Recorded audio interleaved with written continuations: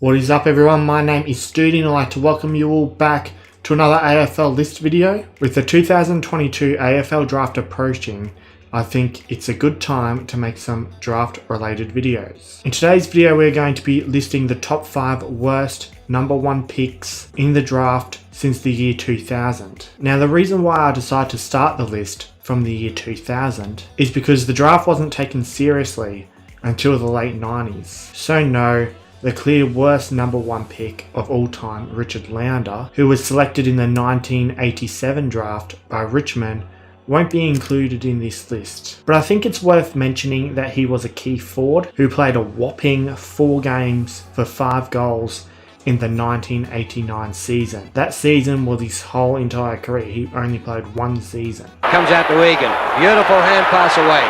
Free on the run. Puts it wide. Lounder there, one out with Law. And he's got all the height. Well, what chance did John Law have there? He's 185 centimetres, Lounder's 203. And I don't really know what 18 centimetres is in real terms, but it's a lot. Yeah, just no hope, John Law. With the strength of Lounder also, height and strength one out. It's huge. So this could be a pretty good VFL debut for Richard Lounder. 2 goals in the first quarter. 116 kilos, Drew. Could be a professional footballer or a professional wrestler. But if he can kick like that, I suggest he stays with football. So Lounder's had 2 kicks for 2 goals.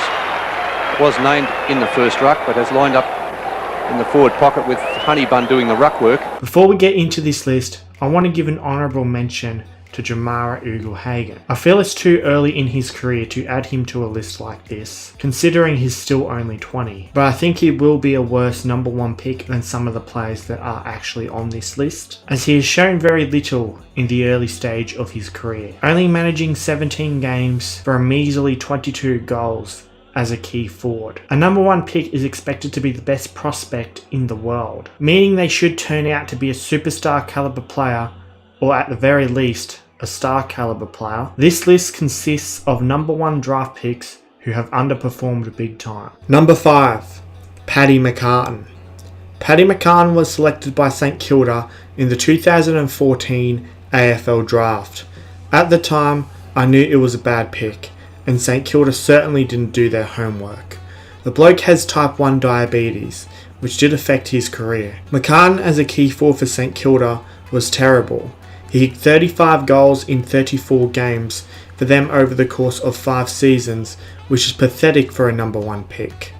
Now to be fair, he was held back by a lot of concussion injuries, although his lack of star potential was evident and was a clear bust. He was delisted by St Kilda at the end of 2019, and he was for sure the Anthony Bennett of the AFL.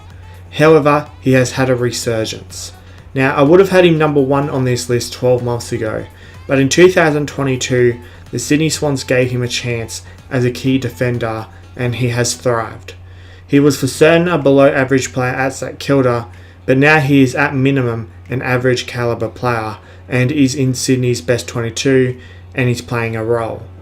He only missed 1 game during the 2022 season.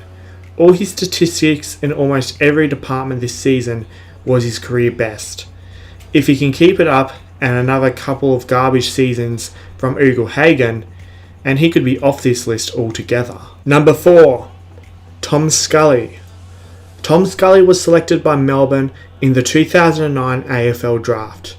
Now this one is very memorable due to the fact that Melbourne selected Scully and Trengrove with the first 2 picks before the Tigers selected one of the greatest players of all time, Dustin Martin, with pick 3. Tom Scully did end up playing 187 games for his career, and to be fair, his career wasn't bad, but the fact is, he is a clear bust, as he was no better than an average caliber player for most of his career. Scully played his first 2 seasons for Melbourne, where he played 31 games. His averages as a midfielder were solid, averaging 22 disposals and 21 disposals in his first 2 seasons respectively.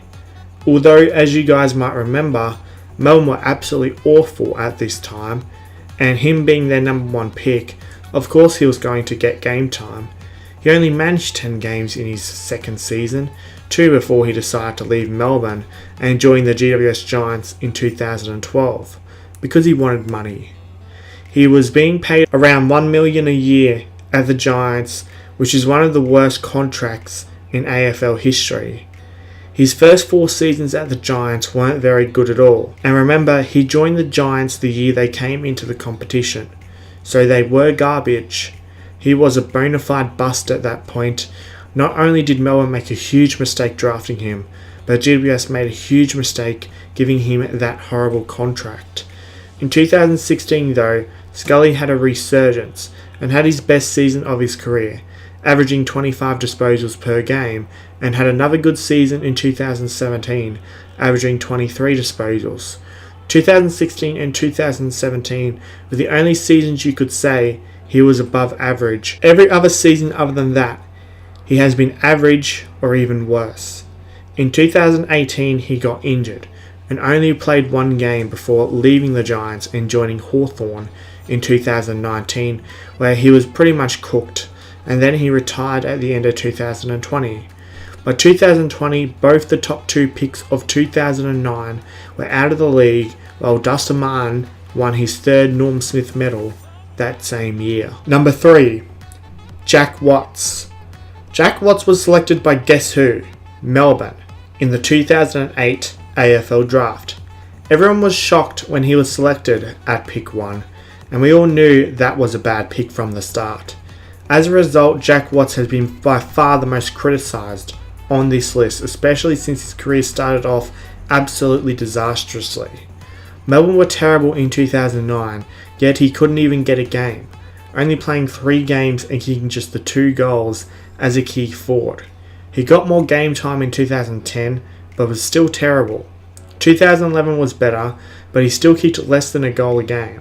In 2012 he was almost as bad as his first season, kicking 5 goals from 15 games.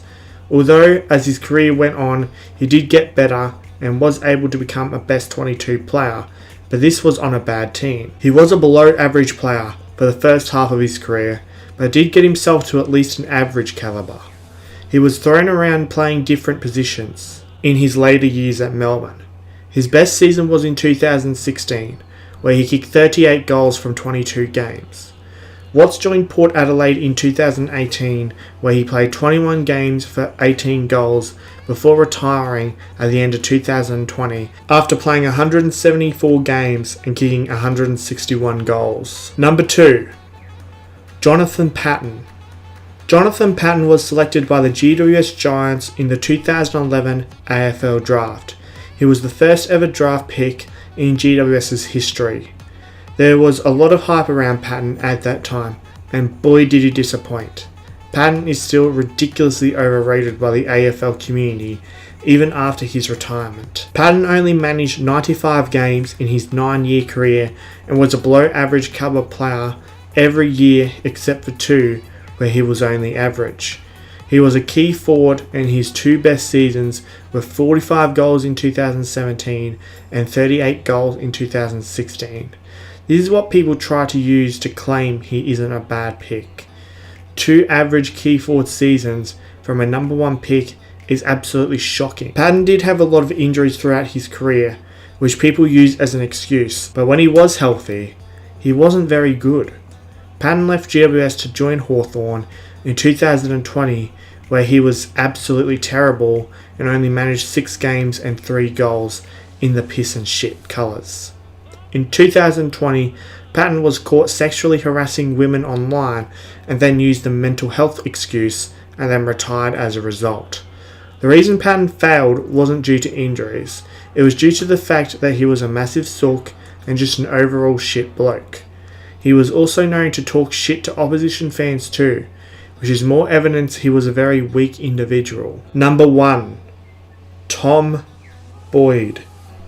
The worst number 1 pick this century was clearly Tom Boyd. He was selected by the GWS Giants in the 2013 AFL Draft. He might also be the worst premiership player of all time. He only managed 9 games in 2014 for the Giants and kicked just the 8 goals. Remember, Tom Boyd was a key forward. GWS luckily realised they made a huge mistake and quickly traded him to the Western Bulldogs for a pretty good draft pick after just one season.